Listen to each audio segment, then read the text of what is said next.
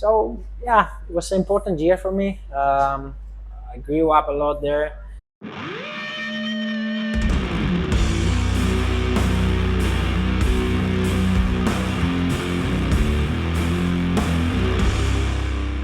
Hey guys, it's Ruben Fernandez here. Yeah, I'm a MXGP rider for Team HRC, coming from Spain, born in Vigo, and yeah, currently racing MXGP.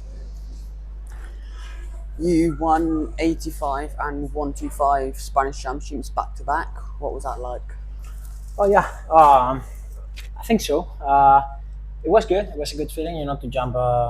Since I was young, when I was on the small classes, I used it to grow up really fast. So I was pretty big for the small bikes.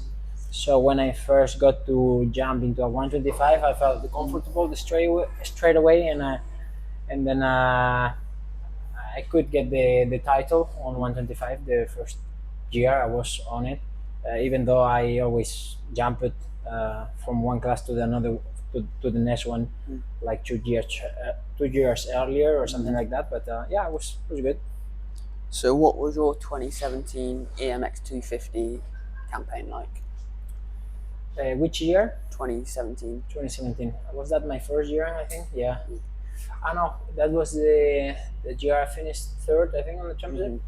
Um, I mean, it was pretty good. I think I was racing Kawasaki on FNH team, and I was living in Holland back then and training there with the team, and I felt like we were stepping up every year and improving every year, and that year was good. I would say I showed some good results, even though it was difficult back then to put two motors together. Maybe one motor was second or something like that, and then the other one I was out of top 10 or something like that, due to many crashes. Or I was always trying too hard sometimes, and it was difficult to make it to the overall podium back then. But it was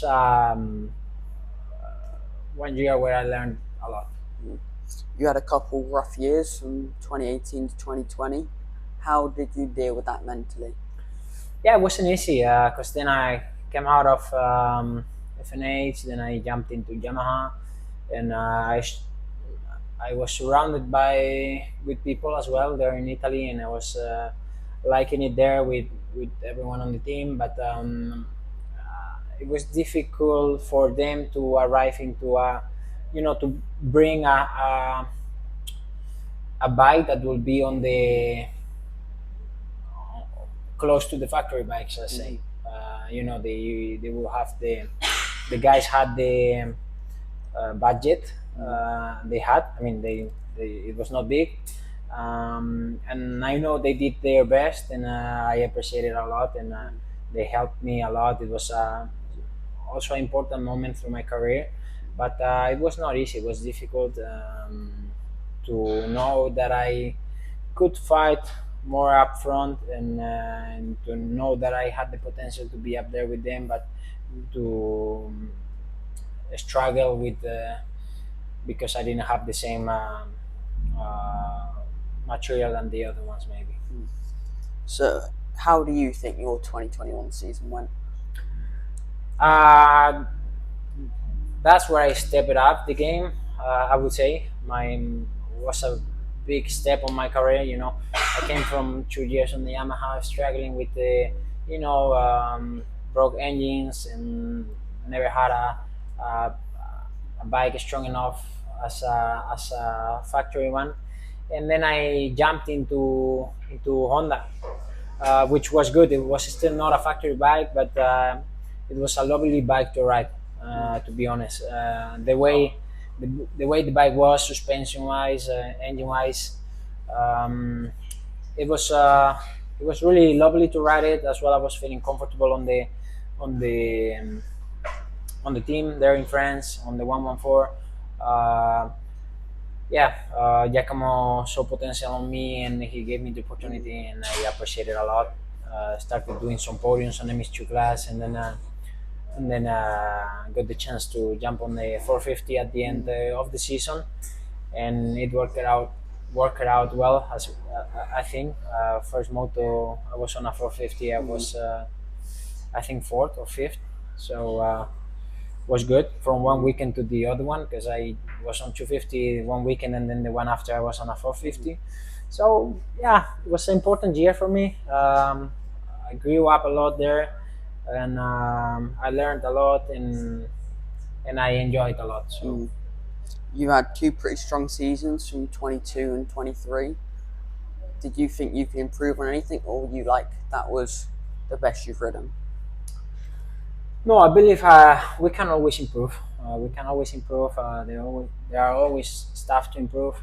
It was good seasons. 22 was my first 450 season. And, 23 was my first uh, season on a factory bike Mm, on the HRC team, and I got my first GP win there on my debut with the team in Argentina. So was um, was a good time, to feel that strong and to have mm, a good bike as well that will follow um, uh, with it. I mean, I have good memories of it, and mm, we're still here on Team HRC. We're still going strong. We're still trying our best, and we're still trying to develop the best results possible. mm. How did you recover from your torn ACL mentally? That was a tough hit. That was a really tough hit because it was the first gate drop of the season. Mm, I worked my ass off.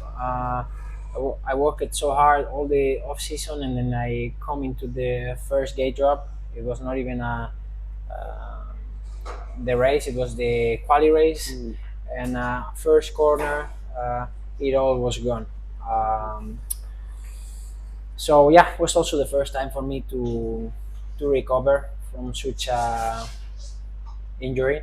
mm, Never stayed out of the bike so long, and it wasn't easy. I had to go under surgery and all that stuff, and especially it was hard because the time it was of the season, the beginning mm, of it. So you just gotta you try to don't think about it. You go through, you recover, and then from there you just focus on getting back to the bike as quick as possible, and then from there to do your best every time you go out on mm, track, and then from there slowly you get back mm, to your level, I would say. mm. So far, you've had a consistent 25 season. How do you want to finish it off? Um, yeah, I mean, 25 season was good. I had some up and downs. I feel like there are a lot of things that could have been better. As well, I had to switch bike middle of the Mm, season and then start riding with a prototype, which I think it was a little bit early for that bike to jump on the GPs. mm, So uh, at the end, I finished fourth overall in the mm, championship, which was good. But I felt like fight, I could have mm, fought, fought mm, for more. Uh, but yeah, we take it. And anyway, was okay season, and yeah, I you take the negatives and then you try mm, to learn from them, and you take the positives, and then you just gotta be happy with it. mm. Thank you for your time. Yeah, thank you.